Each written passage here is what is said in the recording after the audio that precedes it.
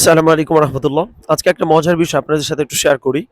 তো আমি ইউটিউবে স্ক্রল করছিলাম, তো সেখানে একটা প্রশ্ন দেখলাম যে একজন প্রশ্ন করেছেন যে গৌতম বুদ্ধ যেহেতু অনেক ভালো ভালো কথা বলে গিয়েছেন, তাহলে তিনি কি নবী ছিলেন? সো এর উত্তর ঘাঁটতে গিয়ে আমি একটা খুব চমৎকার একজন লেকচারারের একটা লেকচার পেয়েছি, আব্দুর রহিম গ্রিন। আমরা হয়তো অনেকেই তাকে চিনি। সো ওই লম্বা লেকচারটা আমি জাস্ট সংক্ষেপে ২-৩ মিনিট আপনাদের সঙ্গে শেয়ার করব। আমার মনে হয় যে তাহলে একটা প্রপার আনসার পাওয়া যাবে এবং যথাযথ মন্তব্য করা যাবে যে গৌতম বুদ্ধ আসলেই কি নবী ছিলেন আল্লাহর পক্ষ থেকে, নাকি সাধারণ কোনো মানুষ ছিলেন।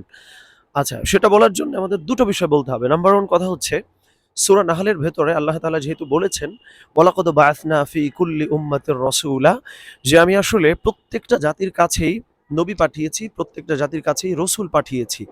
সো এই আয়াতের আলোকে এই সম্ভাবনা কিন্তু থেকেই যায় যে কোরআন এবং হাদিসে যে সীমিত সংখ্যক নবীর আলোচনা আমরা পাই, তার বাইরে হয়তো অসংখ্য নবী ছিলেন যাদের আলোচনা হয়তো আমাদের কাছ পর্যন্ত এখনো পৌঁছেনি। কারণ অনেক ইতিহাস কিন্তু হারিয়ে গিয়েছে, অনেক তথ্য কিন্তু করাপ্টেড হয়ে গিয়েছে। সো এই সম্ভাবনা কিন্তু থেকেই যায় যে অনেকে হয়তো নবী ছিলেন, কিন্তু আমাদের কাছে ওই ইনফরমেশন আসেনি। এইজন্য আমরা আসলে ডিসিশনে যেতে পারছি না যে তিনি নবী ছিলেন নাকি নবী ছিলেন না। যেমন দেখেন, এই ক্ষেত্রে আমরা যদি ঈসা আলাইহিস সালাম এবং মূসা আলাইহিস সালাম এই ২ নবীর কথা আলোচনা করি তাহলে খুব ক্লিয়ার হয়ে যাবে। সেটা হলো, মূসা আলাইহিস সালামের কাছে আল্লাহ তাআলা যে তাওরাত পাঠিয়েছিলেন এবং ঈসা আলাইহিস সালামের কাছে আল্লাহ তাআলা যে ইনজিল পাঠিয়েছিলেন, এগুলো কিন্তু অনেকাংশেই বিকৃত হয়ে গিয়েছে। অর্থাৎ বর্তমানে যে ওল্ড টেস্টামেন্ট বা নিউ টেস্টামেন্ট আছে, এটা কিন্তু একদম অক্ষুণ্ণ অবস্থায় আল্লাহ তাআলা যেটা পাঠিয়েছিলেন সেটা কিন্তু সে অবস্থায় নেই।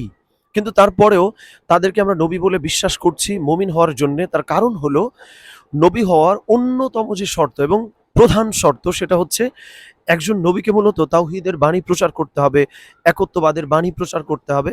তাহলেই কিন্তু তাকে নবী বলা যাবে।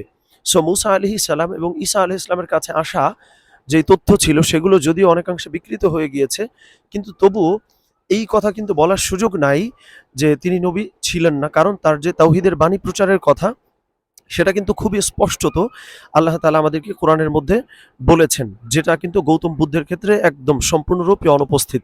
সো যেহেতু এটা অনুপস্থিত দেখা যাচ্ছে, সেজন্য আমার মনে হয় যে এই ক্ষেত্রে আমরা যদি দুটো মন্তব্য বলি, যে নাম্বার 1 কথা হচ্ছে, কোনোভাবেই এটা কিন্তু সরাসরি অস্বীকার করা যাবে না যে তিনি নবী ছিলেন নাকি ছিলেন না। আবার কোনোভাবেই কিন্তু এটা বলা যাবে না যে তিনি নবী ছিলেন। কারণ হলো যে ইনফরমেশনগুলো আমাদের বর্তমান সময়ে আছে, সেখানে কিন্তু ডিরেক্টলি এটা বলার কোনো সুযোগ নাই যে তিনি নবী ছিলেন। যেহেতু তিনি আসলে তাওহীদের বাণী প্রচার করেছেন, এমন কোনো ডকুমেন্ট পাওয়া যায় না। হতে পারে তিনি হয়তো তাওহীদের বাণী প্রচার করেছেন, কিন্তু ইতিহাসবিদ যারা ছিলেন তারা হয়তো দুর্নীতি করেছেন বা তার ইনফরমেশনগুলো হয়তো করাপ্টেড হয়ে গিয়েছে। এইজন্য হয়তো আমরা সেটা পাচ্ছি না।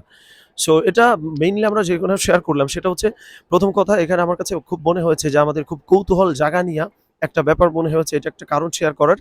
এবং সবথেকে বড় যে কারণ এই বিষয়টা আজকে শেয়ার করার সেটা হচ্ছে যে আমরা যা কিছু জানি, আমাদের যে নলেজ আছে, আমাদের যে জ্ঞান আছে, আমরা যদি পৃথিবীর যারাই গ্রেট পিপল ছিলেন, যারা ভালো ভালো কাজ করে গিয়েছেন, তাদের বিষয়ে যদি একটু আধটু জানি, তাহলে কিন্তু আমাদের ভেতরে যে নলেজ আছে এই নলেজের সঙ্গে অন্যান্য নলেজকে অ্যালাইন করে আমরা কিন্তু জ্ঞানের দিক থেকে আরো সমৃদ্ধ হতে পারবো, আমরা আরো এনরিচড হতে পারবো। সো ওই জন্যই মূলত শেয়ার করার ছিল। সবাই ভালো থাকবেন। আল্লাহ তাআলা আমাদেরকে সঠিক তথ্য আমাদের কাছ পর্যন্ত যেন আসে সেই সুযোগ তৈরি করে দেন এবং সঠিক ইনফরমেশন পেয়ে বিভ্রান্তি থেকে আল্লাহ তাআলা আমাদেরকে যেন দূরে রাখেন। আসসালামু আলাইকুম ওয়া রাহমাতুল্লাহি ওয়া বারাকাতুহু।